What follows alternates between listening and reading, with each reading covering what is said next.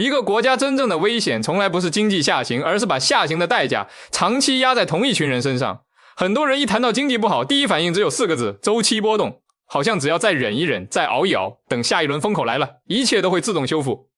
但我想请你认真想一个问题，如果一个社会里人越来越努力，生活却越来越不稳定，如果一代人拼尽全力，结果只是不掉下去，而不是向上走，那问题真的只是周期吗？如果答案这么简单，历史上那么多国家的衰败根本解释不通。很多时候经济不好并不是经济问题，而是代价由谁承担的问题。真正决定一个社会走向的从来不是短期的 GDP 曲线，而是3个更底层的问题：谁在享受增长的成果，谁在承担调整的代价。当系统出问题时，责任是被修正还是被转嫁？如果一个社会长期给出的答案是好处向上集中，压力向下传导，出了问题先让普通人反思自己，那不管数据多漂亮，普通人的体感都会越来越差。先把话说清楚，我不是否认周期，不是否认调整，更不是在影射某个具体国家或制度，我只想把一个经常被刻意混淆的问题讲清楚。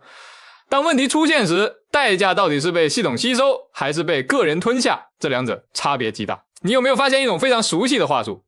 在一些国家和地区，这种话术已经成了社会共识：找不到好工作是你不够努力，收入追不上房租是你没有规划没安全感，是你太焦虑，扛不住风险是你不够理性。你会发现一个细节，这些解释从不讨论结构，只讨论态度，从不反思规则，只要求适应。这恰恰说明一件事，系统并不否认问题存在，它只是拒绝为问题负责。当一个社会开始系统性的把结构性代价包装成个人失败，它其实已经在为更深层次的失序铺路。真正危险的从来不是问题本身，而是问题被反复包装成一句话，这是现实，你必须适应。当一个系统持续制造不确定性，却要求个人为所有结果负责，它本质上做的是把本该被修正的失败转化为对个体的淘汰。从这一刻起，人们不再关心问题是否被解决，只剩下一个隐秘而残酷的筛选标准，谁能撑住谁就留下。而历史一再证明，这往往不是危机的开始，而是衰败已经发生的信号。看2个例子你就明白了。第一，晚期古罗马，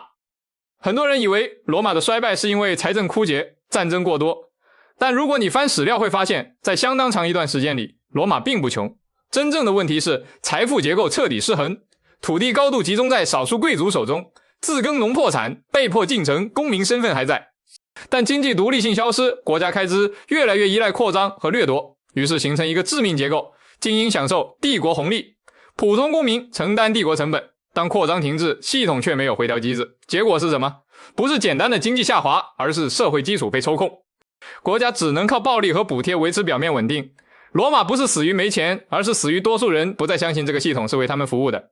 第二，阿根廷，一个资源丰富、土地肥沃、人口素质并不低的国家，为什么会陷入长期经济失序？答案其实很简单，财政问题靠通胀消化，结构矛盾用补贴掩盖，每一次调整代价都持续向普通人转移。短期看问题被拖延了，长期看信任被透支了，于是出现恶性循环，人不再相信货币，不再相信政策，也不再为长期建设买单。你会发现阿根廷的问题从来不只是经济技术问题，而是一个更根本的问题：谁来为错误买单？那什么样的经济不好才真正危险？不是增长放缓，不是产业调整，也不是短期阵痛，而是这3件事同时发生。1. 风险被制度性外包给个人； 2. 成果被结构性向上集中； 3. 同时用个人能力和选择解释一切结果。一旦形成这种结构，社会就会进入一种极其危险的状态，人还在努力，数据还能看，秩序看似稳定，但底层逻辑已经断裂。历史上的共同结局只有一个，不是突然崩溃，而是缓慢衰退。说一句很多人不愿意正面讲的话，中国过去几十年的发展之所以能支撑10几亿人吃饱饭，日子整体向前，一个非常重要的原因在于中国没有把让普通人无限兜底当成制度合理性的前提，无论是基础设施、产业升级还是宏观调控，始终强调一件事：发展必须落到多数人身上，这不是口号，而是路径选择。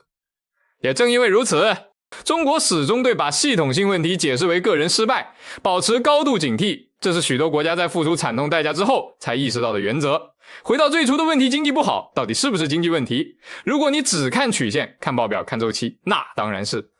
但如果你看的是谁在承担代价，谁在享受成果，谁拥有解释权，谁却被要求理解大局，那你就会明白，很多时候经济不好只是表象，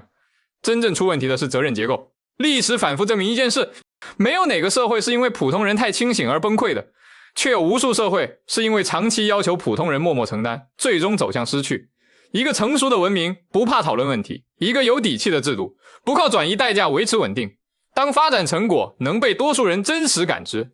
当调整成本不再习惯性压向底层，当努力不再被用来解释失败，那样的经济才配得上健康二字。